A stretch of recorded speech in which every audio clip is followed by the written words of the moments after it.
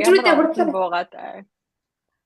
За сайн байцгаана уу? Өнөөдөр Шинзланд улсын Окланд хотод 2024 оны 12 дугаар сарын 30-ны оройн 5 цаг 59 минут болсон байна.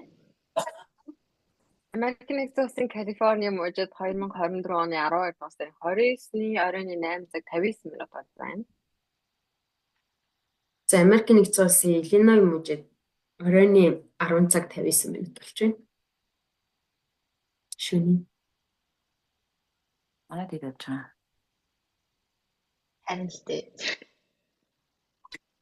2024 оны 12 сарын 30-ны 12 цаг 59 минут болж байна. За тэгээд одоо он солигдоход нэг 2 өдөр үлдсэн байна те. Бүгдээрэнд нь шинэ оны мэнд хүргэе.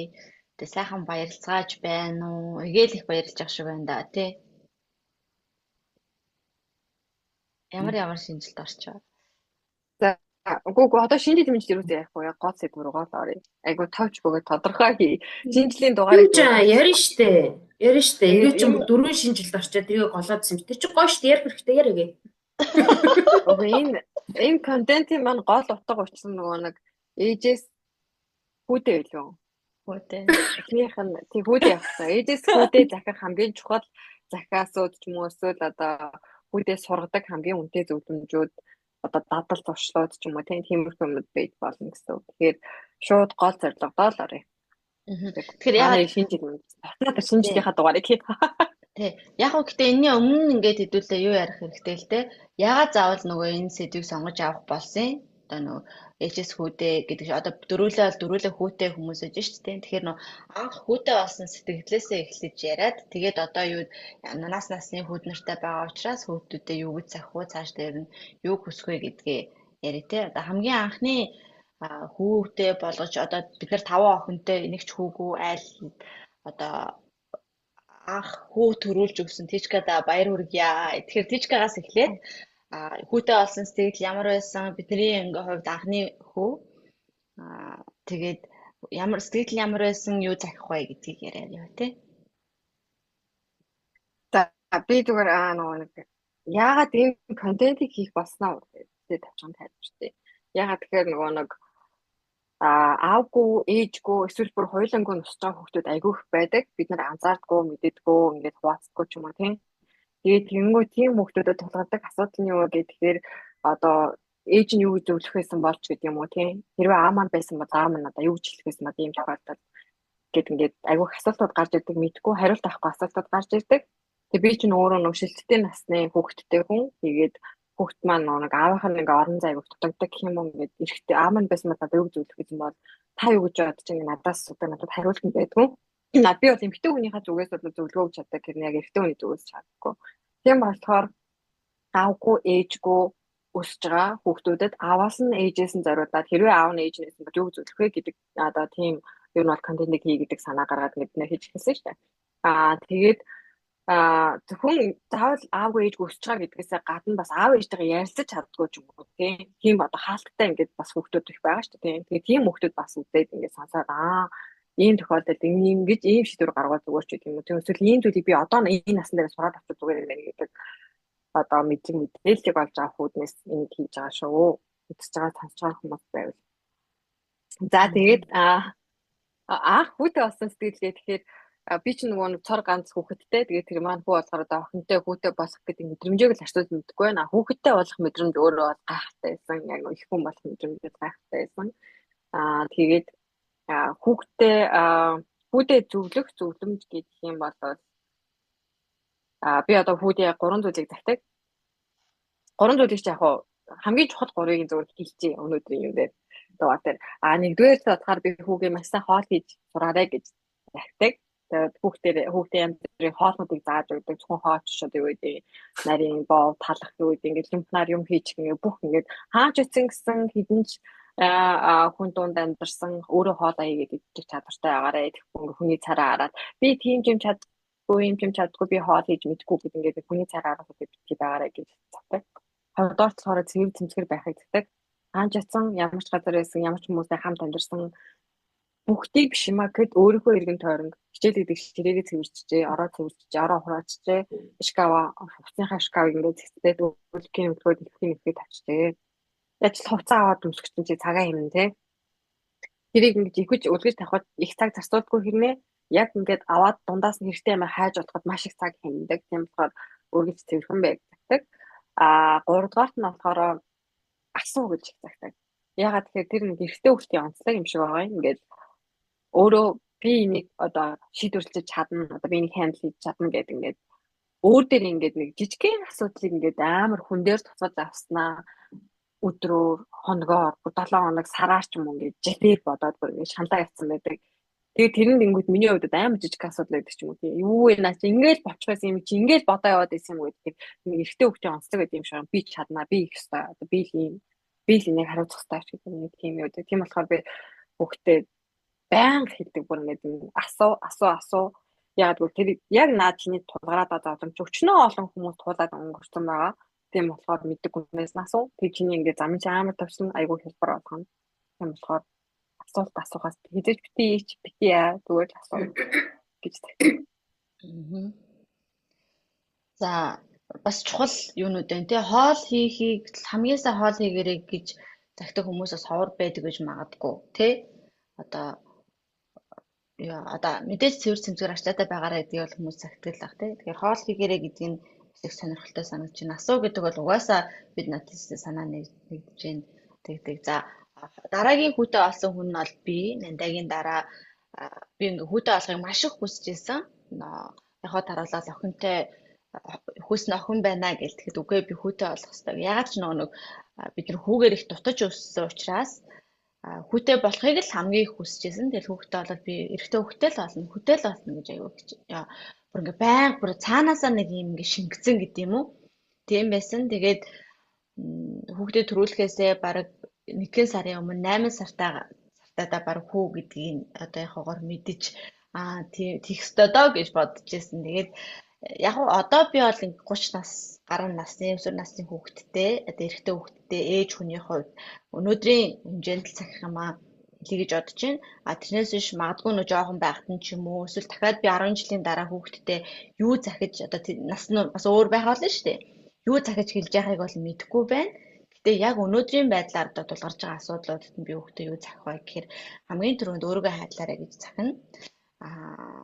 Тэгээд захиж байгаа одоо хамгийн сүүлд бол манай хүүхдэд тулгарсан асуудлууд юу вэ гэхээр нөгөө октод бүр ингээд арай л дэндүү одоо октодыг бид нар хүндлэх ёстой хайрлах ёстой гэж байнга загтаг. Тэгэхэд октод яагаад зөрүүлээд нэгч хайрлахгүй хүндлэхгүй ирээ зэрэггүй аашилж байгаа юм бэ гэдэг дээр айгүй тийм өвчтэй юу яаж байгаа санал зурж байгаа юм юу гэх юм би одоо ингээд анги дээр нь ч ингээд тулгараад байгаа асуудал нь охин хүүхдэд зодуулсан тохиолдлууд зөндөө гарч байгаа хгүй юу эрэгтэй хүүхдээжээч бид нар охин хүүхдэд гар урж болохгүй охин хүүхдийг хүндлэх ёстой л гэдэг. Гэтэл яагаад зөрүүлээд хүүхдийг хүүхдэд гар урж болохгүй хүүхдийг ингээд эмзэг газрын зохиж болохгүй гэж ингэж одоо захихгүй байгаа юм те хүүхдүүдийг ангихгүй байгаа. Тийм болохоор ингээд хүүхдээ олвол хамгийн түрүүнд нь өөрийгөө хайрал өөрийгөө нэгдүгээрт тавь чи бол ингээ хамгийн онцгой гэж захимаар байгаа. Одоо охтууд байлаа гэд чиний биед халдах ёсгүй гэж захимаар байгаа. Одоо цагж байгаа зүйл нь. Өөрийгөө хайрал, өөрийгөө хүндэл чамд хэл хязгаар гэж байх хэрэгтэй. Хоёрдугаарт нь болохоор одоо яг өсвөр насны хүүхэд болохоор ч тэр юм уу сахарын хэрэглээ өндөр байгаа. Тэгээд бие физиологийн хувьд яг өсөх хэрэгцээтэй насан дээр айгүй өндөр сахартай ундаа уух эсвэл чихэрлэг юм идэх юу хамаагүй л идэх тийм насан дээр байгаа учраас сахараа багасгах чинь хор зүр чихэрлэг имийг ингээд бойл гэж хамгийн их загж байгаа. Яг өнөөдрийн байдлаар бол хоолоо сайд саунд битээ чихэрлэг юм хэрэгэл усан дах сахар чигсгээд чиний анхаарал шин төвлөрүүлэхгүй юм болгоод байна гэдэг энэ танин мэдгүй юмнуудыг маш их загж байгаа. Одоо 12 настай хүүхдээ эрэгтэй хүүхдийн хувьд бол тэгээд 3 дугаарт нь ер нь энэ хоёрыг л голдоо их загдаг. Октод байлаа гэд чамд хурж болохгүй чамтай хүндэтгэлгүй харьцаж болохгүй сахараа багасгаа сайн унтаж амраад эрүүл хоолоо сайн идэж гэж хэлж байгаа. 3 дугаарт нь болохоор манай өвчмөлөө сэргэлэн юмд өртчихгөө дэдэг. Өөрөө нөө ийм хурдтай ийм юу болохоор жоохон ингээд нэг ийм таавшраатгаа жоохон ингээд хүн бай жоохон ингээд өөрийгөө дараа гэж их загч байгаа. Тэгэхгүй ингээл юм л бол ингээд очиод хэрэгт төвөгтж орооцчихгүй л ах хил аманд ч татлалах эсвэл тэр нас нь ах л да тий. Тэгэхээр одоогийн байдлаар би одоо нэг 30 гаруй насны 10 хэд настай өсвөр насны эрэгтэй хүүхэдтэй хүний ээжийн хувьд бол төдөө тгий захимаар байгаа. Би тэгээд 2 хүүхэдтэй байгаа шүү дээ.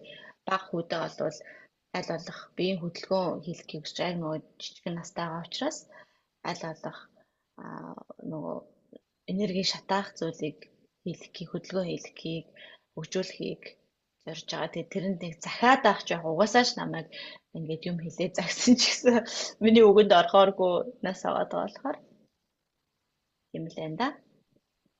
За миний дараа эгээ төрсөн те. Гурлах уу? За хүүдээ юу захимаар байна? Одоо манай хүүч яг өсвөр нас руу орж байгаа. Тэгээд яг нөгөө 2 охины ардаар гарсан хүү болохоор мэдээж нөгөө ингээд айгүй их тийм за одоо хөвгүүдээр яа гэм бол ингэдэм бол гэдэг айгүй их тийм зүйлүүд бол гарч ирж ирсэн яг ингээд өсөж явах явцдаа л. За одоо ингээд яг жинхэнэ өсвөр нас руу ороод ирэхээр миний хамгийн түрүүнд одоо бодогдож байгаа толгомдож байгаа асуудал маань юу байгаа вэ гэхээр хөвгүүд ийм нөгөө одоо манай ууч ингээд аавгүй өсөж байгаа. Тэгээд дээр нь ахаа 2 ихч байна. Тэгээд нэгсэндээ ингээд эргэн тойронд нь дандаа эмэгтэй хүмүүстэй өсөж байгаа байхгүй яг өвгөө өнгөрснөөс хойш. Тэгээд яг одоо эрэгтэй хүнээс авах тэр үлгэр дуурайлал тий одоо тэр зүйл дээр нь бол бас яаж хүүгээ дутаахгүй байх уу гэдэг дээр бол айгүйх бодоод одоо эрх хүн чинь юм байх ёстой шүү гэдэг зүйлүүдийг бол айгүйх хэлдэг. Гэхдээ миний нэг анзаарсан зүйл хөвгүүдэд хамгийн чухал нэг зүйл нь бол тэр сэтгэл хөдлөлөө хянаж сурах. Одоо ингээд манай хүү жишээлбэл огцом ингээд анги дээр өдр ч юм хүүхдүүдтэй ингээд одоо 3 дугаар анги 4 дугаар анги тахтаа тэр ингээд муудалцал асуудал үүснэ. Тэгээ тэр болгонд би юу гэж хэлдэг байсан бэ гэхээр ер нь бол яг гаргасан үйлдэлээ чи ингээд эргээ бод те. Хэрвээ чи одоо бодохоор ямар санагч яаныг тухайн үедээ би амар ууртай байсан ч гэх юм уу те. Тэгэхээр ийм нөгөө ууртай үедээ гаргасан зүйл чинь чамайг эргээд юунд ч хүргэж болцсохгүй учраас тэр гарч байгаа үйлдэлээ чи яг өөрийгөө ууралж яах гэдгийг мэдрэх юм бол аягүй сайн хянжаах ёстой гэж нэгдүгээр аягүй хэлдэг.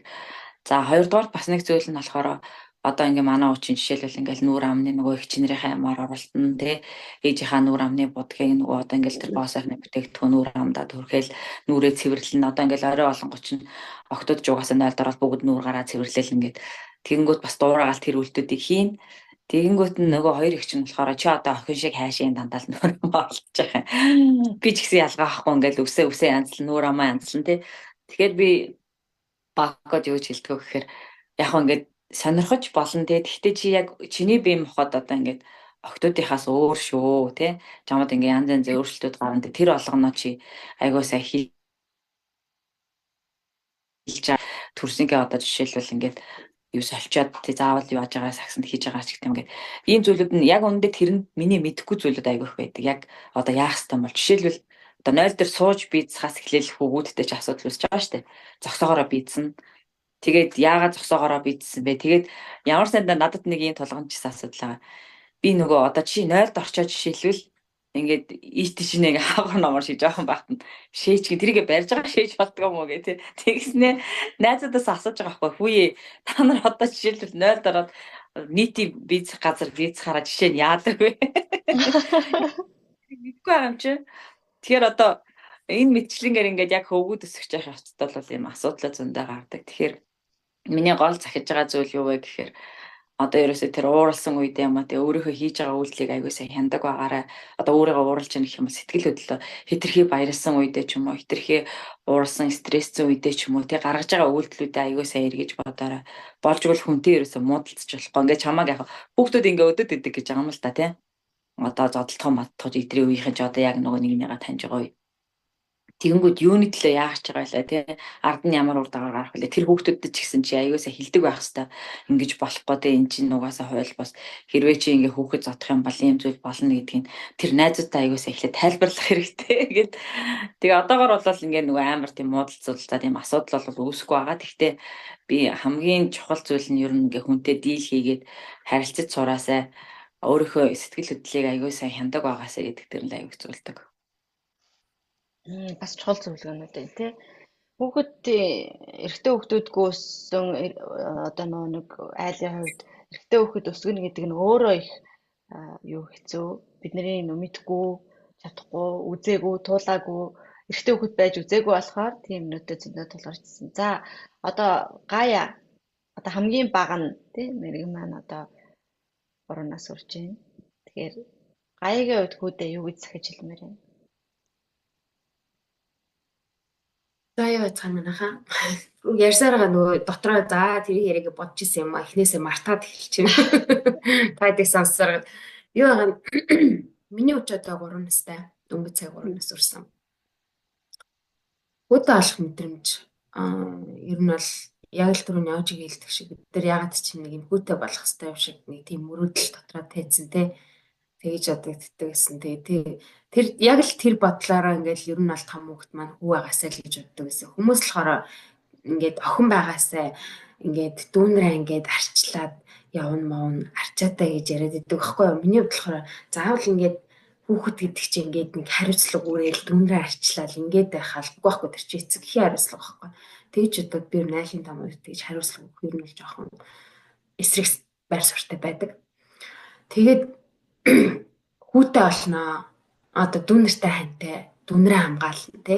Одоо ах хүнчээ ариундаа штэ. Тийм болохоор бидний ингээд одоо нөгөө биднэрт ингээд байхгүй зүйлийг би ингээ өөрийнхөө гэр бүлд бүтээх гээд тэгээд ээж бас магадгүй. Тийм болохоор том хүүхдээ хүү байгаасаа гэж үсээ тэгээ хүүтэй алсан. Мэдээж л угаасаа тодорхой амирх бахархсан. Нэгэн бодохоор л үлчих гээд байна. Гэтэ энийг ярихгүй. За хүүдээ захиж хэлэх юм гэх юм бол би ингэж боддог. За хүн маань тусдаа гэр бүлтэй болоод гарах хүртэл за 18 нас хүртэл ч юм уу те бие даагаад явах хүртэл нь бүхий л одоо энэ таад яриад байгаа энэ хүмүүжлийн асуудлыг би ингээ хажууд нь байх болохоор тухай бүрдэн шийдээд заагаад би өөрөө хүүхдээ ингээ хүмүүжүүлнэ. Тийм болохоор тэр болгон дээр одоо манай хүүхд жоохон байгаа болохоор надад нөгөө нэг ямар нэг асуудлууд тулгараагүй. Гэхдээ таадаас амар их нөгөө туршлага авж байгаа шүү дээ эргэн тойрны хүмүүсээс. Тийм болохоор тэр болгоныг би ингээд дор бүрнээ шийдээд ингээд хүүхдээ айлуулах ингээд сайн хүмүүжлэлтэй хүүхд болохыг хүсдэг. Тэгэхээр надад нэг хэд хэдэн хүүгээ нэг тийм хүн байгаасаа ингээсээ те гэж хүсдэг юмнууд хамгийн түрүүнд гэх юм бол одоо нөгөө чи амрууга хийж байгаа хоол чинь чиний гадна төрхийг яг ингээ илэрхийлдэг. Арс чи ямар байх вэ? Ус чи ямар байх вэ? Би чи ямар байх вэ? Тэ бүр цаашлаад одоо нөгөө бидний оюун санаа сэтгэхүй ур чадвар тогтоолж үүдээ бүх юмд энэ амруу хийж байгаа юмнууд нөлөөтэй учраас амрууга хийж байгаа юм а үнцэнтэй тийм ээ өөртөө хайртайгаар хийгээрээ сайн зүйлийг хэрэглээрээ зөв цагт нь зөв хүнсээр хэрэглээрээ энийг хамгийн түрүүнд захина. Тэгээ дараа нь гэх юм бол бас л би чи гэрүүд ингээ хоёр хүүхдээгээ баг нөгөө ирээдүйн хайны жилтний амар их анхаард юм биш үү. Би айгүй тэрэнд ер нь айгүй ачаалбар ер нь бол хүний хайна гэдэг ч одоо тэгэл 18 нас хүрэл тустаагаар л явхад чинь хантайгаа хэдэн жил амьдрах вэ? Ээж автаа хэдэн жил амьдрах вэ? Тэ тэгэхээр хүний хайны жил амар чухал болохоор би хүүдээ за миний хүүхэнтэй суух юм бол суух охиныхоо гэр бүлийг сайн хараарэ. Удам судрын, генийн тэр охин ямар хүмүүжлтэй эцэг эхтэйгээ яаж харьцаж байна? Хүүхдээ ээж аав нь хүүхдээ яаж харьцаж байна? Энэ бүгдийг сайн хараарэ. Ерөөс удам судрын чухал шүү. Их гэж хамгийн түрүүнд. Ямар алсын хараатай байна те. За 3 дугаар зөвлөл. Өө энэ ч ерөөсөө миний аюу ойрын хараа шүү дээ. 3 нас 3 дугаар зөвлөл. Тэр штэ. Миний үуч энэс тааш харна гэж. Энэс тааш харна чи миний ойрын хараа. Бүр ач дээтэй харна. Дараагийн зөвлөгөө гэх юм бол угаасаа хүн хань сайтай авахд бол амьдралаа аяндаа сайхан бод. Тийм болохоор дараагийн зөвлөгөө гэх юм бол хинч чамааг хүсээгүй байхад чиний бие, чиний хувийн орон зайг хинч халдах ёсгүй шүү гэдгийг би хүүдээ маш сайн ойлгуулна гэж боддог. Эрэгтэй эмэгтэй гэлтгүй хүүхдэд том хүнд ер нь хаа газар ингээд ижиг баг хэмжээгээр хүчрхийлэл дарамт аягүй хүмүүстэй болохоор ерөөсө хүсээгүй байх чинь чиний орон зай гэж байгаа ш. Хүсээгүй байх чинь чамд хинч хүрэх алдахгүй, хүрэх ёсгүй гэдгийг бүгдээ амар сайн. Чи би юм шүү гэдэг. Тэгэхээр ингээд бид дөрөв яг нь өмнө нэг тийм юу байсан ш нь хүүтэй болох гол аягүй хичээсэн тэгэл хүүтэй болж чадаагүй. Тэгээд нөгөө нэг мэрэгэн хүн ч лөө аваад хэлжсэн гэдэг те. Охинтой юу лээ? Тэжгээ тэрийг нэг Бол хүүтэй. настай. Охинтой бол хүүтэй.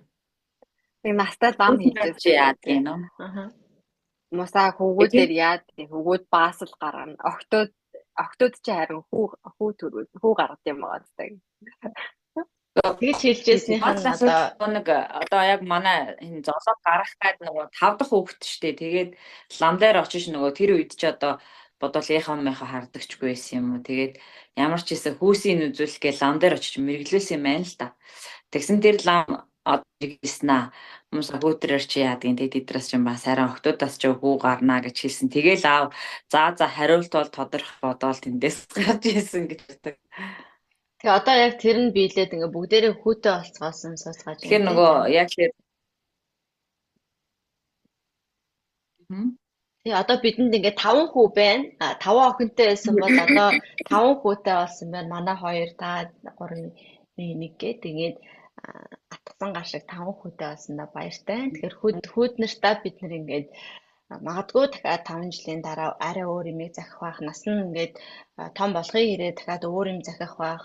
Бид нар ч гэсэн ингээд амьдралд алдаж оноод энэ ярьж байгаасаа дахиад шал өөр өнцгөр хадаг болох байх. Тэгэхээр энэ ингээд яваандаа үргэлжлээд ингээд захиа явбал магадгүй бидний настай хүүхдүүд байгаад аав ээжтэйгээ ярилцаж чаддгүй байгаад аав ээжүүд байгаад хүүхэд нь тантай ярилцаж чаддгүй байгаад биднээр одоо ингээд дамжуулж тий бидний хэлмээр байгаа санааг ингээд хүүхдээ сонсомоор байх юм бол болно. Дээр нь хинч ямар ч эцэг одоо хүүхэдтэй хамгийн сайхныг л хүснэ. Одоо ингээд өсвөр насн дээр ингээд амар зөрчилтэй үүсдэг эцгийн хүүхдүүдийн хооронд гэтэл хүүхэдтэй одоо буруу ч юм уу сандаг одоо эцэг их гэж энэ дэлхий дээр хаач байхгүй учраас хүүхдүүдтэйгээ сайн ярилцаарай гэж захимаар байна. Одоо бид нарт энэ цаг байгуулсан учраас ингээд дүгнэлтүүдээ нэг өгүүлбэрээр хэлээд дуусгана уу да. За дүгнэж таах юу яах вэ? Гайгийн брэнд. Би зүгээр нэмээд нэг юм хэлчихье. Нэмж хэлэх юм юу вэ гэхээр би ихтэй хүүхдүүдийг уйлдаг байгаарэ гэж хэллээ. Тэгэхгүй нөгөө нэг одоо Монголд тэгдэг штэ эрэгтэй хүүхдийг уйлахаар чи эрэгтэй юм байж уйлаад ир юм байж хэлж байгаа наад чинь ингээд эрэгтэй хүний уйлах эрхийг амар хязгаарч систем шиг санагддаг. Тэгээд уйлах нь ерөөсөө сул дорой байдал биш шээ. Харин ч эсэргээрээ хүчрэхэг байдал. Яагаад хүчрэхэг вэ гэхээр чи өөрийнхөө сэтгэл хөдлөлийг илэрхийлж чадчихээн, гадагшлуулж чадчихээн. Тэр чинь ерөөсөө сул дорой байдал биш. Тэгэхээр уйлмар санагдчихвэл уйлж байгаарай. Хэрвээ одоо иргэн тойрны хүмүүс чамд тийм боломжийг олохгүй бол ганцаараа чамаагүй ингээд нэг газар очиод сайхан сэтгэлээ онгойлуулж байгаа уйлах хэрэгсээ буруу зүйл биш шүү гэж тагираа. Эгэ.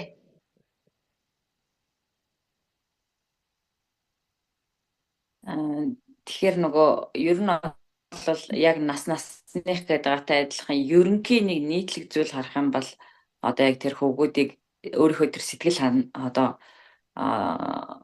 яг өөрийнхөө тэр гаргамаар байгаа мэдрэмжийг тэр өөртөө бусдад ойлгуулж сурах те. Тэгээ дээрэс нь яг хөвгүүдийн хувьд бол эдгэр чинь нөгөө ингээд жишээлбэл амар шийдэмгий нэг зүйл ингээд шийдсэн бол тэрнийхээ төлөө айгуу тийм тууштай одоо жишээлбэл ингээд охтуудтай адилхан бид нар дийл хийгээл ингээд одоо гаргасан шийдвэрийг нь өөрчлөхөд айгуу хэцүү. За тэгээ сэтгэл хөдлөлийн хувьд бас айгуу тийм нөгөө нэг айгуу мэдрэмтгий одоо ингээд хөвгүүд чинь ингээд бид нар болол ингээд айгуу эрэгтэй өнгөхээр л айгуу одоо юм бүдүүн баараг ингээл юмаа ингээл гэж бодоод байгаа байхгүй. Гэтэл эдний тэр мэдрэмж айгуу тийм ялгаа авахгүй айгуу эмзэгхэн тэгэл юмд айгуу хурдан баярлдаг. Одоо тэр нөгөө сэтгэл хөдлөлөө зарим нь айгуу илгаадаг, зарим нь юм нуудаг ч юм уу ингээ хөвгүүдийн төвшөнд бол өөр байд юм шиг байгаа. Тэгэхээр миний гол хэлэх гээд байгаа зүйл юу вэ гэхээр хөвгүүд өөртөө төрж байгаа тэр мэдрэмжээр бусдтай хуваалцдаг, ил гаргадаг. Тэгээд яг тэр тухайн үеийн одоо өөрт төрж байгаа тэр одоо уурсан тий янз бүрийн юм үедээ гаргаж байгаа зүйлээ айгуу сайн эргэж боддог, үр дүнгийн айгуу сайн боддог байгаа. Яг тэгвэл асар олон хөвгүүд яг өсвөр насн дээрээ энэ зүйлүүдийг хийгээгүйс болоод тий айгуу буруу замаар ордог ч юм уу эсвэл санаандгүй тохиолдол айгуу хохирсон тийм хохирогч хөвгүүд зөндөө байдаг тий. Тэгэхээр одоо ямар нэгэн үед ингээ шийдвэр гаргаад үйлдэл хийхдээ бас үр дагаврын айгуу сайн боддог байгаарэ гэж хэлмээр байна. Цаг баг ожиг гитара. Би түрүү хэлсэн шамаа. Миний хувьд одоо Хэлцээд байх ч байх те. Зүгээр л ер нь бол хүүгээ бол би зүгээр нөгөө өөртөө амар нээлттэй байхыг байгаасаа гэж ирээдүйд хүсэж байгаа. Бүх юм надад ярьдаг нээлттэй байгаасаа гэж хүсэж байгаа. Тийм болохоор энэ тал дээр л маш сайн гарна гэж хэлээ да. За ингээ бүгдээрэнд нь баярлалаа. Энэ бол ингээд бидний одоо хийхийг хүсэжсэн зүйлсийн нэг те. Гэхдээ хүүдээ ээж нар хүүд нар та захиа охтуудаа юу захих юм. Яг энэ насн дээрээ бид нэг ингээд өөр юм харж байгаа, өөр зорилгыг марж үжиглэж байгаа. Тэгээ дараагийн удаа Дугаар байгаа мó? байгаа штэ. Энэ чинь зөндөө олон Зөндөө ба. Ярих юм амд өгөхгүй байгаа дараа нь ярив. За бүгдээрэнд нь баярлалаа. Баяртай. Дараа уулзъя.